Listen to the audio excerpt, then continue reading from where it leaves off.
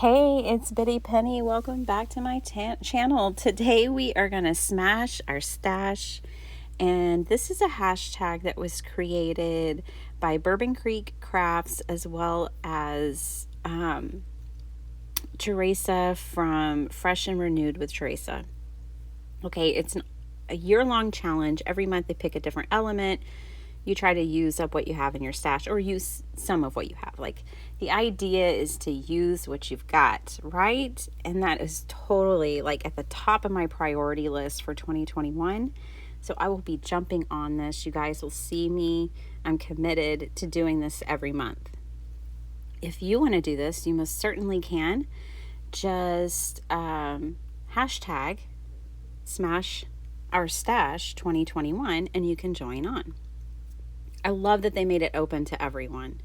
So wonderful. All right, what am I using today?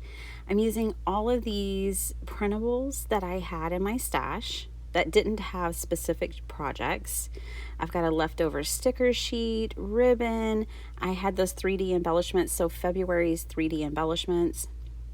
I'm bringing in this half-used paper pad, which is one of my favorites of all time.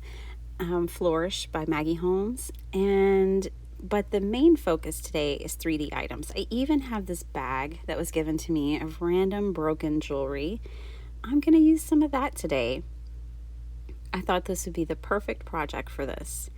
So I'm not going to use up everything that I have because, well, I only had 15 minutes of battery life that I could sacrifice to make this video. I live in Texas.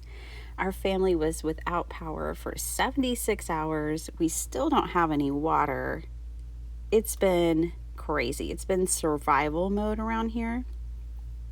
But one of those days, I sat down and said, I'm going to give 15 minutes of battery life to recording a video for my channel. So here we go. Today, it's not a process video. It's just showing you bits and pieces. So with this one, I cut down a sheet of my digital printed paper. I adhered that tissue paper. I folded up some of my tea-dyed and Kool-Aid paper that I make myself. That's that pink accordion paper you see there. And then I'm just going to pop up this 3D metal embellishment. Now, I got these off Spellbinders when they have like their warehouse sales, and I think they were like $1 each. They were really inexpensive. And I made some gorgeous like Shabby Chic ornaments with them, and I saved just a few more for card making, so I thought I would use them up.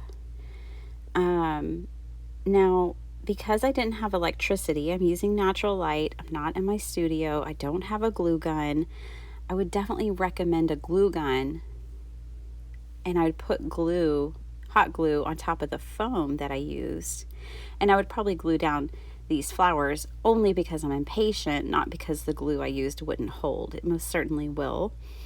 But yeah, I like a hot glue gun every once in a while. So there is pretty much what this one looks like. I did bring in a sentiment from my principals as well. This is from Amity Bloom, and it's her Bloom messages, and I just love them so much. And I love printables because I can have as many of these as I want. I just have to print them.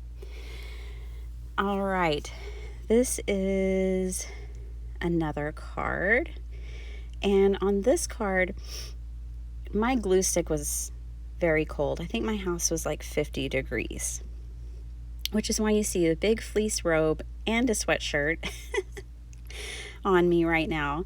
Anyways, the glue stick would be a lot softer, and sometimes I do just use a glue stick on that tissue paper. This is some of the Holtz tissue, but I decided, because my glue stick was so hard, to just put it on the paper itself.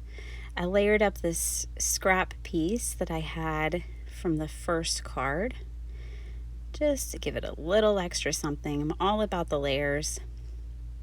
You guys probably know that by now. And I'm just going to trim off the back.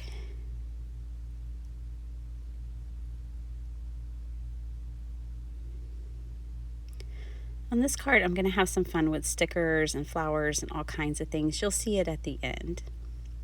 Like I said, I didn't have the time. I didn't even get to edit the video until we got our power back. So I just had to give you guys bits and pieces today. Okay, I am repurposing the packaging and I'm going to make tags out of it. So here I have just layered up paper, and I'm going to show you guys, like, if there's already a hole punched in the tag, go ahead and layer one side, then punch your hole, layer the other side, punch your hole again. And that's how you keep your hole lined up, because if you went ahead and layered paper all over your tag front and back, you would lose that hole and you would be guessing where it was again. Yeah, I've been there. So I'm going to bring in these hole reinforcers, and I usually like to color these up, so I just had some distress ink nearby. I grabbed that, and I just distress them while they're on their sticker sheet, and then I can move them over. Now I'm going to show you that I don't get the whole tag, the whole top up there covered with paper and stuff, but I don't even worry about it because I know I'm adding ribbon. See right there? And the ribbon, once I add it on, I'm sorry you couldn't see me adding it on, but it's a simple loop. Again,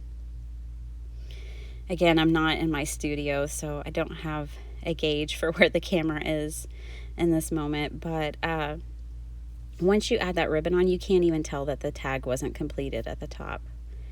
Okay, so I'm going to add one of my dimensional metal butterflies from Tim Holtz, and then I will bring in some words again from Amity Bloom.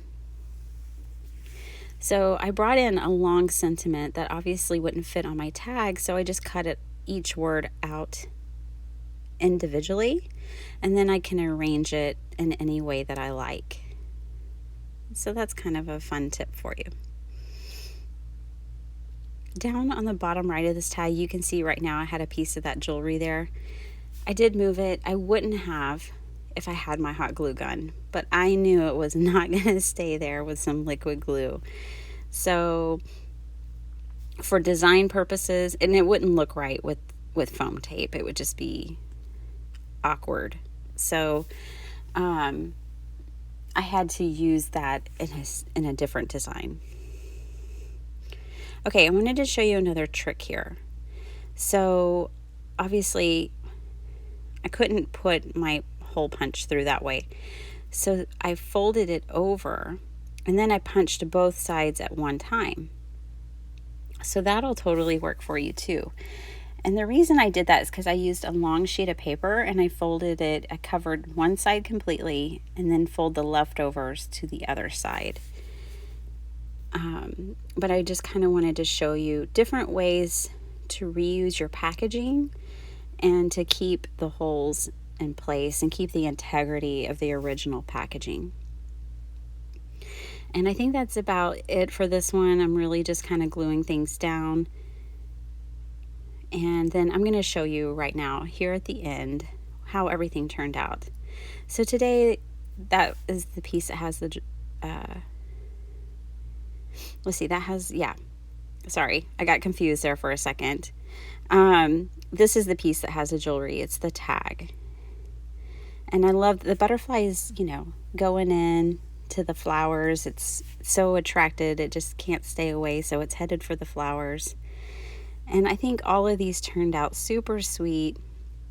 This one I used stickers, the 3D embellishment, the tissue paper, just layers and layers of paper.